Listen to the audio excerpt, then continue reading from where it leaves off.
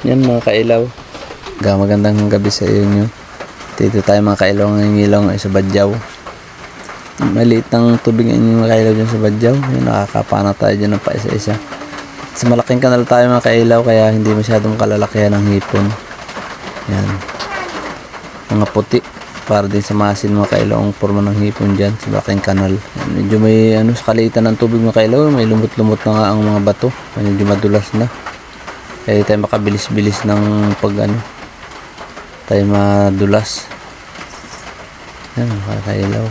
Pang ulam lang ay makakadali tayo dyan. Medyo madalang-dalang din at gawa ng masyadong maliit ang tubig. May ilapat ang mga hipon mga kailaw. Laging makatanaw ng liwanag, takot na agad yan sa lunggaan. Pero meron din naman mabait. Yan mga kailaw, nakakahuli tayo ng paisa-isa.